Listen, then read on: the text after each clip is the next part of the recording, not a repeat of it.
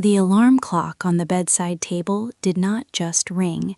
It felt like a hammer hitting a piece of glass. It was 6 a.m. Sarah reached out a heavy arm, her fingers searching for the snooze button in the dark. Her eyes felt like they were full of sand. She hadn't slept for more than 2 hours at a time because the baby, Leo, was teething. Every time she closed her eyes, a new cry pulled her back into the waking world. As she sat up, a familiar weight settled on her shoulders. It wasn't a physical weight, but it felt real. It was the weight of the to-do list that lived in her mind. Pack the diaper bag, finish the marketing report, wash the coffee mugs, call the doctor, buy milk. Sarah took a long, deep breath, but it didn't make her feel better. Her body felt slow, like she was walking through deep water. "I'm so tired," she whispered to the empty room. "I am just so tired." By 8:30 a.m., the kitchen looked like a battlefield. There were crumbs on the floor, a half-eaten piece of toast on the counter, and the smell of cold coffee in the air. Sarah was standing at the kitchen island with her laptop open. She was trying to type an important email to her boss while balancing Leo on her hip. Leo was unhappy. He was pulling at her hair and screaming because he wanted to be on the floor, but the floor was covered in the laundry Sarah hadn't had time to fold. "Just 1 minute, Leo," Sarah pleaded, her voice shaking. "Mommy just needs to send this one email." Her phone buzzed. It was a notification from her calendar, meeting in 10 minutes. Sarah felt a sharp pain behind her eyes, the beginning of a tension headache. She looked at the pile of dishes in the sink. She looked at the basket of wet clothes waiting for the dryer. She looked at the screen of her laptop, where the words seemed to be blurring together. She felt like a juggler trying to keep 10 balls in the air, but the balls were made of lead, and her arms were starting to shake. The meeting started at 9 a.m. Sarah put on her headset and tried to smile at the camera. She used a digital background to hide the messy living room behind her. On the screen, she looked like a professional woman who had everything under control. But under the table, her legs were restless, and her heart was racing. Every time her boss asked a question, Sarah had to struggle to focus. Her brain felt foggy, like it was wrapped in cotton. Then it happened. Leo began to scream. It wasn't a soft cry, it was a loud, piercing sound that filled the small apartment. Sarah tried to mute her microphone, but her fingers were clumsy. "Sarah, are you there?" her boss asked. "Yes, sorry," Sarah stammered, her face turning red. "Just a moment." She tried to bounce Leo with one arm while scrolling through her notes with the other. In her rush, she knocked over her mug. Cold coffee spilled across the table, soaking into her notebook and running toward the edge of her laptop. Sarah froze. She watched the brown liquid move across the wood, and for a second, she couldn't move. She felt a wave of heat climb up her neck. She wasn't just tired anymore. She was failing. She felt like a bad mother for not giving Leo her full attention, and a bad employee for not being able to focus on her work. The guilt was even heavier than the exhaustion. The afternoon was a blur of noise and fatigue. Sarah tried to catch up, but every time she finished one task, 3 more appeared. She forgot to eat lunch. She forgot to call her mother back. She tripped over a toy in the hallway and felt a flash of irrational anger at the plastic dinosaur on the floor. She wanted to scream, but she didn't have the energy. Her vision was slightly blurred, and her thoughts were jumping from one worry to the next. Am I doing enough? Why is everyone else so much better at this? Why can't I just keep up? At 5 p.m., the sun began to set, casting long, gray shadows across the room. Sarah sat down on the floor in the middle of the living room. Leo had finally fallen asleep in his playpen. The silence in the room was sudden and heavy. Sarah looked at the room around her. There were toys everywhere. There were piles of mail. There was the stain of coffee on the rug. She reached out to pick up a stray sock, but her hand stopped. She didn't pick it up. Instead, she let her hand fall to the floor. And the first tear fell. It was followed by another, and then a sob that came from deep inside her chest. She curled her knees to her chest and wept. She wasn't crying because of the coffee or the laundry. She was crying because the Sarah who could do everything was gone.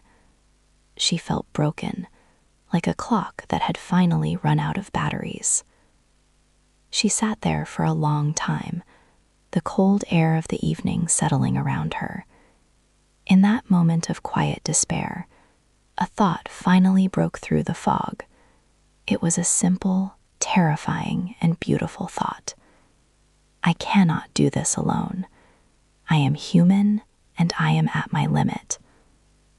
The front door opened. It was her partner, Mark. He walked in, carrying a bag of groceries, looking tired from his own long day. He stopped when he saw Sarah sitting on the floor in the dark. He put the bags down immediately and hurried over to her. "Sarah, what happened? Are you hurt?" he asked, his voice full of worry. Sarah looked up at him, her eyes red and her face pale. She didn't try to hide it. She didn't try to say, "I'm fine," like she usually did. She looked at him and said the hardest words she had ever spoken. "Mark, I can't do it. I'm so tired. I'm so incredibly tired, and I need help. I can't be the mother, the worker, and the housekeeper all at once today. I'm drowning." Mark didn't say anything at first. He simply sat down on the floor next to her and pulled her into a hug. He let her head rest on his shoulder. For the first time in weeks, Sarah felt the tension in her neck soften, just a little. "I'm so sorry," Mark whispered. "I knew you were busy, but I didn't realize how much you were carrying." "I should have seen it.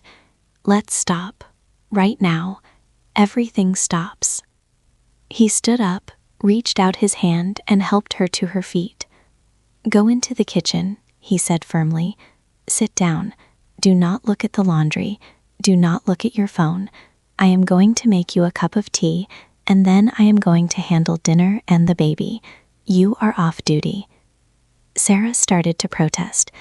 "But the report can wait until tomorrow," Mark interrupted gently. "And if it can't, then it stays unfinished. Your health is more important than a PDF." Sarah walked to the kitchen and sat down. She watched as Mark moved through the room. He didn't do things perfectly. He put the wrong lid on the pot and he left a bit of a mess, but he was doing it. Sarah realized that the world didn't end because she stopped. The ceiling didn't fall down because the laundry stayed in the basket. She held the warm mug of tea in both hands, feeling the steam touch her face. She took a sip, and for 5 minutes she did nothing else. She just tasted the tea. She felt the warmth move down her throat. It was a tiny moment, but it felt like a miracle.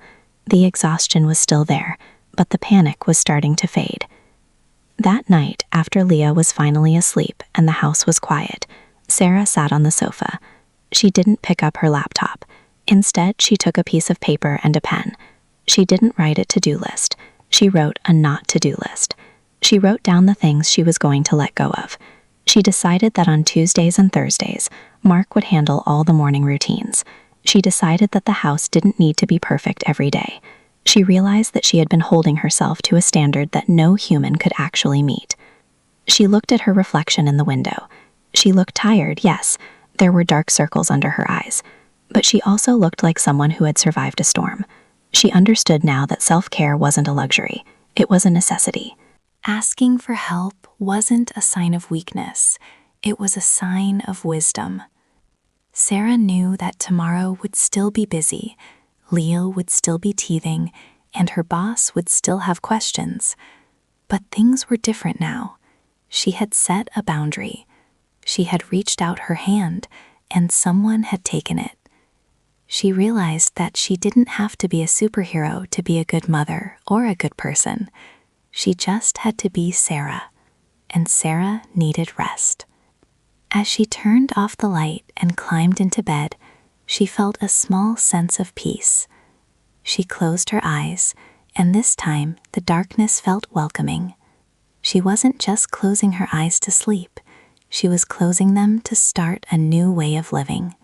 One where she was allowed to be tired, allowed to be human, and most importantly, allowed to be supported. thank you for listening to this story.